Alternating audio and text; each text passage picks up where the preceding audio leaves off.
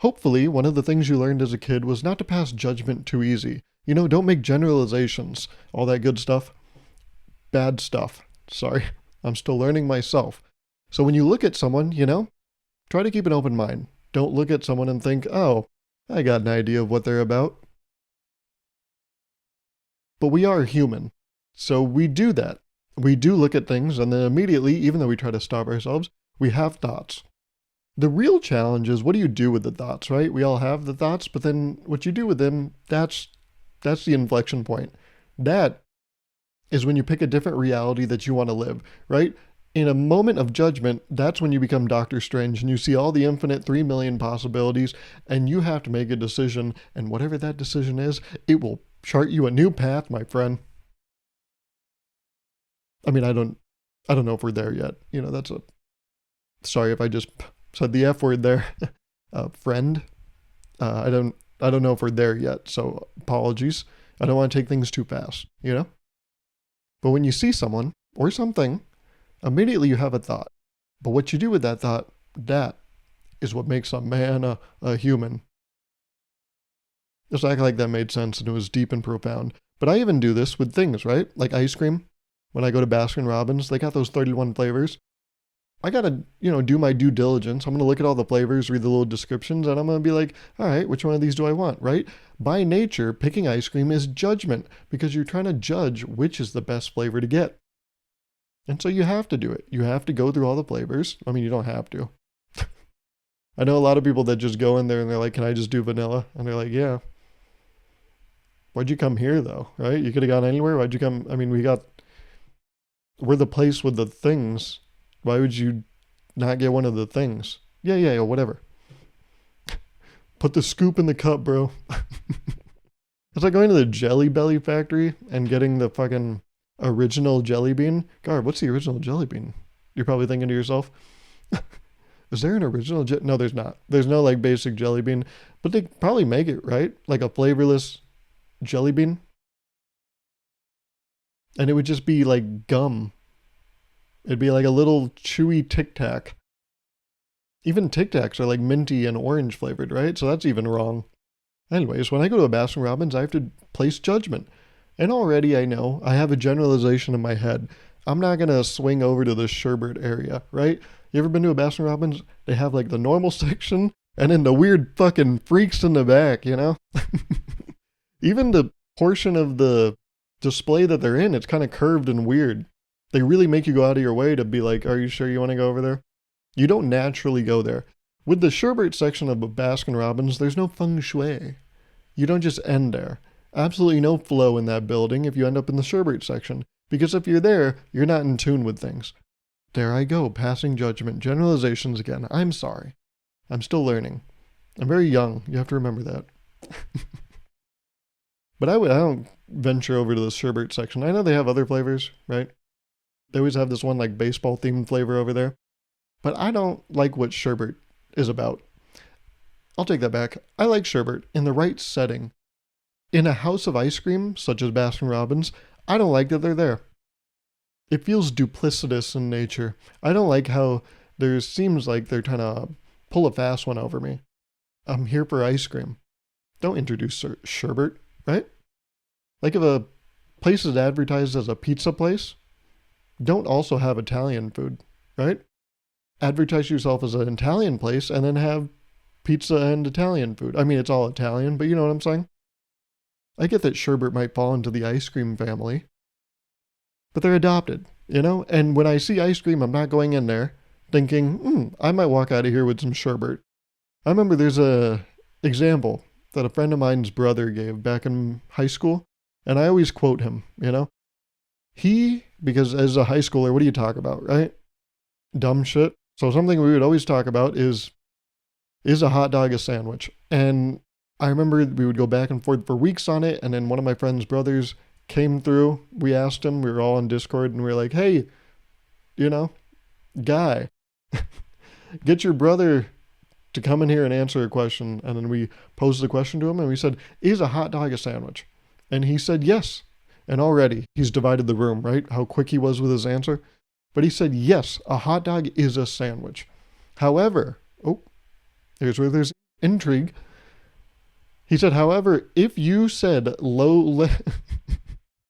let's go get sandwiches and you took me to a hot dog place, I would be pissed. And I was like, that's the right answer. That is correct. A hot dog is a sandwich. But if you said, let's get sandwiches and you were talking about hot dogs, electric chair. I'm sorry, you have to die now because of the things you chose to say. Not my rules, I just follow them. As a law-abiding citizen that doesn't pass judgment. That's right, I follow the law and I'm ethical. I'm just a good guy, you know? And a good guy would never get sherbet, which is why I would go to the normal section of Baskin Robbins, and then you would see nice flavors like gold medal ribbon, world-class chocolate, chocolate chip mint, or mint chocolate chip. Apologies, I haven't had it in a while. You know, you don't see a friend in a while, you suddenly forget their name. And then, you know, other stuff like pralines and cream, which, by the way, is what the fuck is pralines? I know it's a thing that we all know, it's in our lexicon, it's in the zeitgeist of the ice cream world, but what the fuck are pralines, right? If you were to just point blank, gun to your head, also, why are the stakes so high? I don't know. Gun to your head, what the fuck are pralines? Are you gonna die? I would have, if you had asked me earlier yesterday, but now I'm a changed man. You see, I went to Mel's Diner with Hoyer. Linked up, you know, he came into town, and I was like, oh, we gotta hit up Mel's, and he was like, oh, I'm way ahead of you. And I was like, I love when we're on the same page, huh? Even though they've gotten rid of the booklet menu, and it's just a sheet. So we have to be on the same page. There's no other option. It'd be weird if we were on a different page, because I'd be like, where'd the other page come from? That's nothing. I'm going to leave that alone. That's not funny. Oh, he said pages when it's But we were reading through the shakes, and he was like, do you know what pralines are? Because they got, like, pralines and cream as a flavor. And I was like, you know, I don't know what pralines are. I know there's a few people in my life that enjoy pralines and cream ice cream. I couldn't tell you what it is, though. So I finally did. I bit the bullet. I looked it up. Pralines seem like one of those things where I just know one day I'll learn what it is. For some reason, I have this weird confidence that I don't know what this is now, but it's not the right time in my life to learn what it is. And I think there's other things in my life that I apply that same logic to. I can pretty confidently say I can't make an omelet. I can make eggs, right? I make eggs every day for myself, 2 to 3 eggs. 12 to 18 grams of protein every morning. Sprinkle a little cheese, maybe get me up to 20 grams of protein, you know? But I don't know how to make an omelet. But in my head, I am confident that one day I will learn how to make an omelet, but not now. It's easy, right? I could decide tomorrow, look up how to make an omelet and make it, Garv. Maybe it goes poorly and then you try again the next day and you probably got it. Because how hard is it to make an omelet? But I don't want to. I don't know why. I'm like, this isn't the right time. Maybe when you're older, you'll learn, right? I think there's other things like that. For some reason, I've convinced myself, one day you're going to learn how to play the saxophone. I don't know why, but for some reason, I have this innate confidence that I will learn to play the saxophone one day. The saxophone and the piano. I started learning how to play the piano last year, but then I just stopped doing it. I did it for like 4 months. And then I just stopped one day. You know, one week you just get sick and you're like, I'm going to stop doing a bunch of stuff. And then some things you never return to. For some people, it's like showers and making their bed. But for me, it was playing the piano. I got sick one week and I was like, yeah, I'm good. In fact, the piano's right there. It's under this couch here. It's just sitting under there. It's a keyboard, not a piano, I guess. If you're a semantic person, I said the wrong thing. But I don't like how quick you were to pass judgment, and that's a problem, right? Nowadays, people pass judgment. And that's pretty much the point I want to get to, is that, not to ruin your day, but statistically, there has been someone that's looked at you and just gotten bad vibes. And isn't that upsetting? I thought about that the other day, is that you look at someone, right? And I know we're not supposed to pass judgment, but you get a vibe, right? You do a vibe check, some might say, which is when you check in with someone. See, that's a little callback to last episode. So there is a benefit to keeping current with these things because then you get little cheeky references that don't actually add any value to these episodes. It's just a way to be like, oh, I'm in the know. And nowadays, isn't that all we can ask for?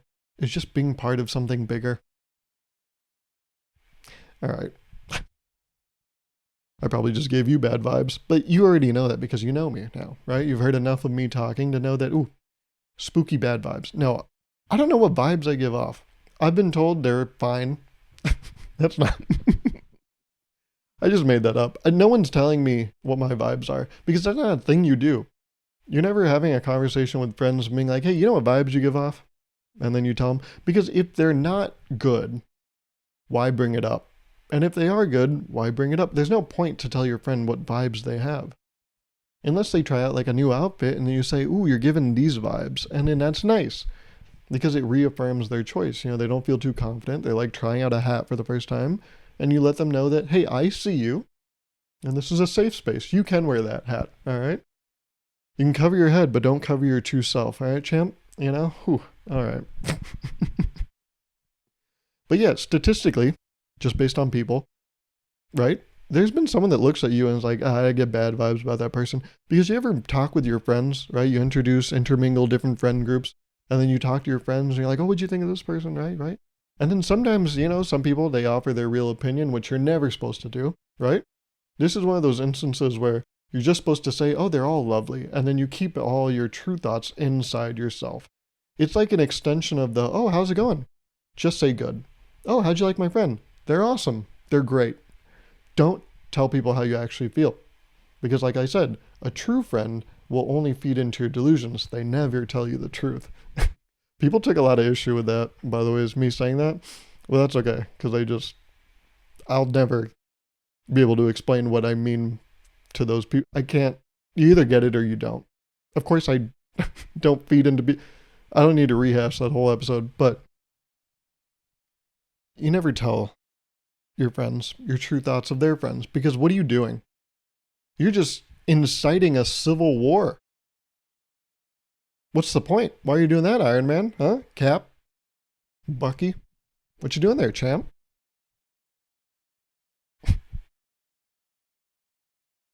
So yeah, you would never hear about bad vibes. But statistically, like I said, you've given someone bad vibes. And that's kind of upsetting, isn't it? But I'm okay with that. Because it'd be weird if you didn't give people bad vibes. If you gave everyone good vibes, I feel like that's bad. And this goes along with that whole idea, right? That if you're liked universally, then you're not interesting. Which is, I know it could be seen as cope, because it's like, oh yeah, that's what you tell yourself, right? But if you are like a one-size-fits-all human, what personality do you have, right? You're just like, you're a backpack at that point. I don't know why I picked that. I was trying to think of articles of clothing. Articles of clothing? Oh my god. Jesus Christ. And I immediately was like socks, but I was like, no, different humans wear different size socks. That doesn't work. I was like, all right, what do all people have? Backpacks? But no, there's even kid backpacks, right? And then there's like leashes that parents hold their kids on in public. And then you're like, oh, see, that's why you shouldn't have had a kid at 21. Sorry. Because what happens when you take them off the leash, huh? Yes. They start doing ketamine. But I'm sorry if that ruined your day, but think about that, right? Isn't that weird that statistically you've probably just given someone bad vibes by just existing? And isn't that sucky, being perceived? I hate that. Because I just want to like live. And there's someone that's looked at me and been like, yeah, not my type. I feel like they would suck. And you're like, oh, what? I was just checking out.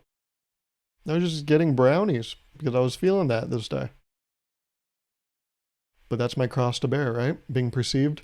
And isn't that what we all have to do as humans? We have to go out there and be existent to people. That's just crazy. Anyways, sorry if I ruined your day, but I was thinking about that the other day. And so I figured, hey, now you have to think about it, huh? Because no one can just sit with things themselves. We always have to push them on to others, right? It's important. to do that. I read this thing online. I didn't realize it was a thing, but I fall into the older people category, which is weird. And that's that. Did you know adults apparently always go to their computer to make big purchases? Which means that, like, younger people, present company excluded, I'm embarrassed I even have to point that out, given how youthful I am. But young people will just buy things on their phone. But yes, I do have to report that I do use my computer when I make big purchases because it just feels right. It's not, there's no security thing or whatever. I like the ceremony of it all, right? I don't like doing things on a phone because it feels very like, oh, I just use it and I throw it away, you know? Oh. I like having it on my computer. Big screen. It's nice. It feels like you really pulled out all the stops. I feel like buying something on your phone is kind of like eloping. It's like, yeah, you did the thing, but we don't get to dance and take like cool photos, and there's going to be a photo booth that costs way too much and no one's going to use except for that one person. And then they're going to take an unflattering photo with you and them, and they're going to keep putting that in all your happy birthday post every year when they post on social media, and you're like, why that picture? There's good ones. I know. You just ask me. If you want them, I'll give them to you. Actually, I know you have them because we have a shared album and they exist in there. So stop using that fucking photo booth. Photo. Sorry, I was getting ahead of myself there. I think I've used a photo booth like once, and I've never been to a wedding. So this isn't even coming from a place of like personal experience. I just made that up. That's because I don't have real things to be angry about. So I create these fantasies in my head to get me riled up. And then I go off on them. And then it's my little outlet, you know? Everyone has to be angry, right? Or else why would this many people be angry? Or else why would that person in traffic honk at me the other day? If we don't just have, you know, perpetual anger that we have to get out.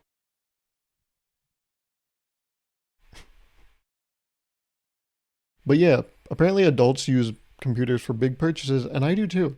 But it's not because of, like I said, security. It's the ceremony of it all. Also, it feels more conscious. Another thing I do is I don't save my credit card information anywhere. Like, you know how people have the autofill thing? I don't do that. I always enter my credit card number because I'm like, oh, what is my credit card number? You want to, because maybe you want to, yeah, I'll just tell you. It's, see, now I forgot. I'll get back to you though. I don't want to leave you hanging. Let me circle back another time, okay? Friend, there we go again, right? But if I'm going to let you have my credit card number, I would hope we're friends by now, right? Because only good friends share credit cards. That's what I always tell my friends. If you don't follow that, I cut you off. That's right. Let me freeload. Well, I'm going to run free range, okay? And this is over, because fuck you. Yeah, those are another one of my made up problems that I have that I get angry at because they don't exist. But yeah, I don't enter my credit card information because I like doing it because then it feels conscious. It kind of is like two-step verification that I'm giving myself because the whole time I'm entering, you know, that number. What's the number again? That bitch dead. I don't know. I keep returning to it. But whenever I enter that information, it really makes me feel like, yes, I am purchasing this. And sometimes you do enter all the information, right? And then you hit purchase, and then it just kind of like times out. Just kind of keeps buffering. And it's like, oh, there's an error with your order. I'm like, what? And then I get angry. See, that's a real issue that I do get angry at. And I was thinking about it. Like, I even was trying to buy something this past week, and it got stuck. It wouldn't like fill in the shipping information. And I was like, oh, come on, you know? That's what I sound like when I'm angry. Oh, I mean, hey now. Oh, come on, guys. Let's get our heads in the game, huh? Oh, drats. This isn't working out as intended. But I thought, wait, isn't that kind of funny to get angry at a errored out purchase? Because the website's trying to stop you from making a bad decision and you're still like, no, let me make it. Let me make the bad decision. Let me spend $200 on this thing I don't need. Let me at them. And the computer's trying to stop you. The universe is trying to stop you. And still you're angry. You're angry at your computer for not enabling you. And that's what goes back to my last, one of my past episodes, you gotta enable your friends, or else what kind of friend are you?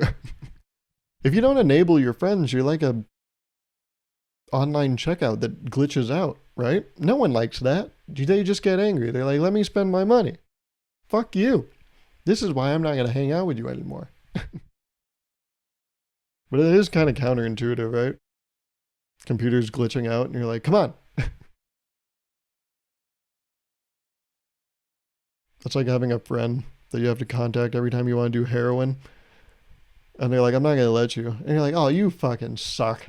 This is why no one likes you. This is why no one uses you. I'm just going to go somewhere else for this thing. Okay? Ridiculous. But I actually did buy something. I bought these like on walking shoes. It's a Zendaya collab. That's right. I'll put them right here. I bought these. Shout out my girl Z. That's what I call her. We're tight like that. Zendaya. All right. But I bought these, and then the delivery date said September 11th. I was like, oh. Okay.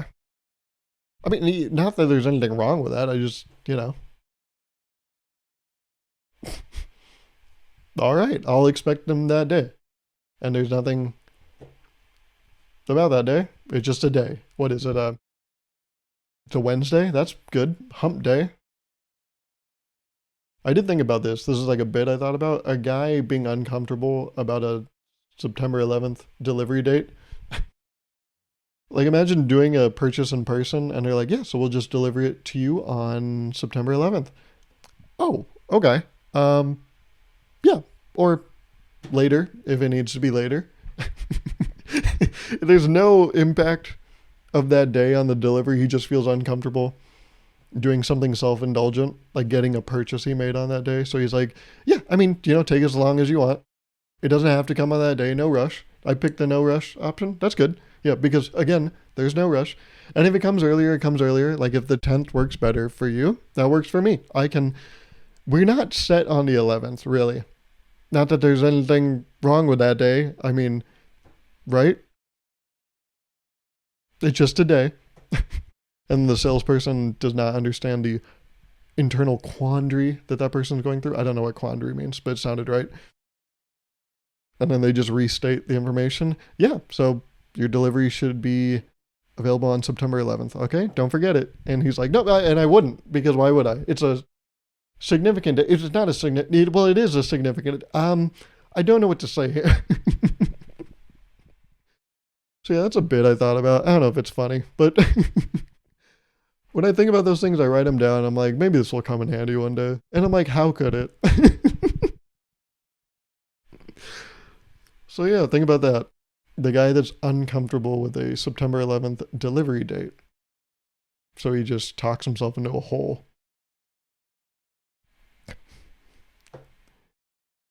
You just be having a good day and then you see a Cybertruck and you're like, oh man.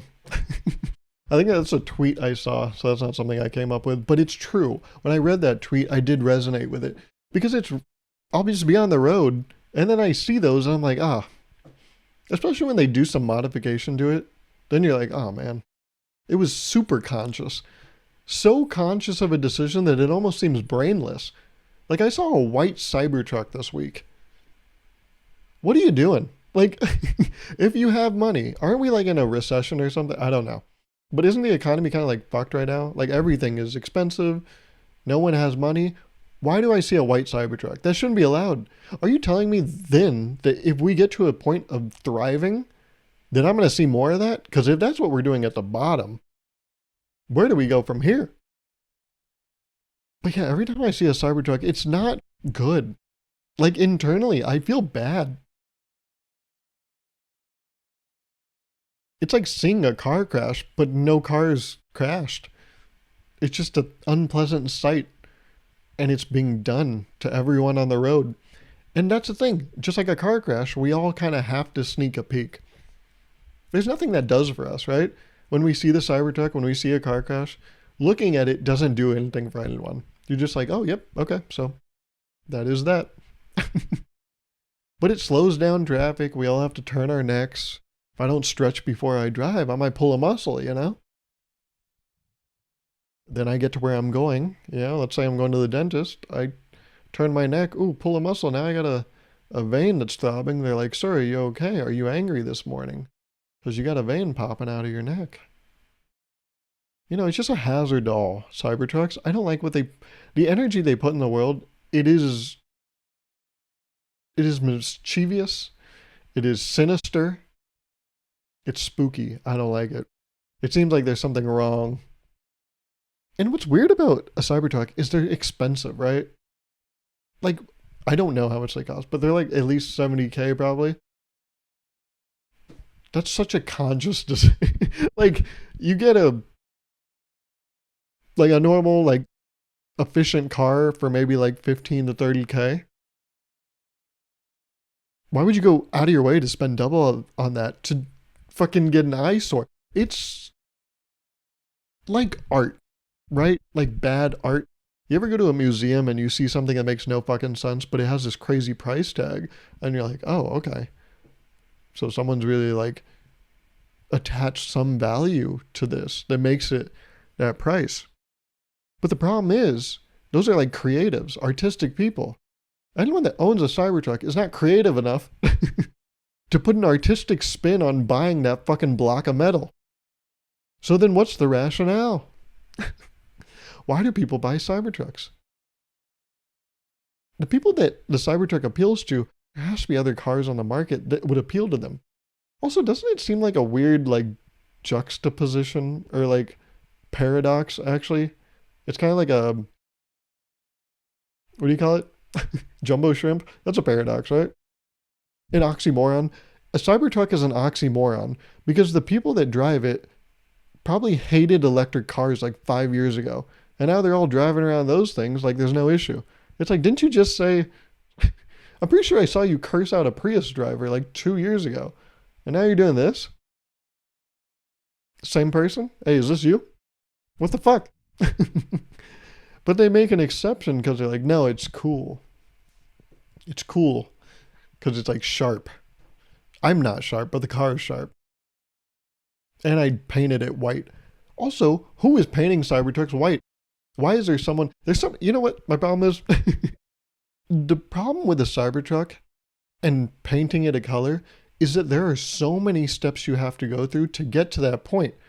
And at any point along that process, you can stop, and you don't. And that concerns me. To be on the road with someone that would go through that many steps, it's kind of like why I don't enter my credit card information online, because it kind of makes me second guess the purchase, right?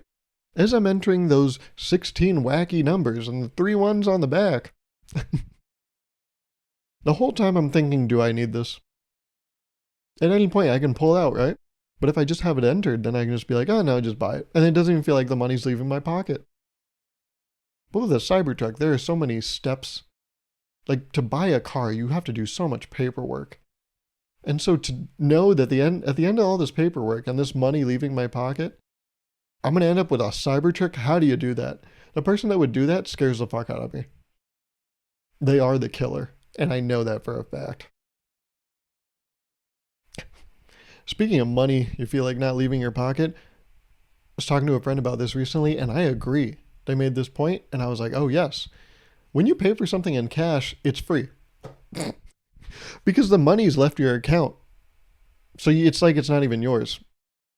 It's like a universal gift card. Like, a gift card, you're like, oh, I can go wild with this shit. Like, a debit card, right? Like at my work, they took it away now because they're firing 15% of the company.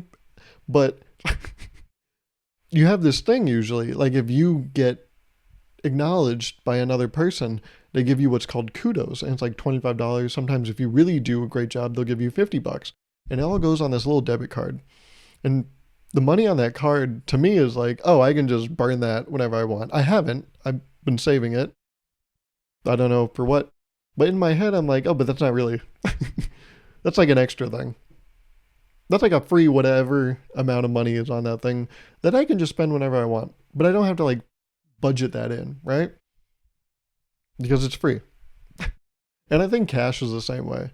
Except you're not bound by the location, right? like a Nordstrom gift card. Why did Nordstrom? Why was that the first place that came to mind?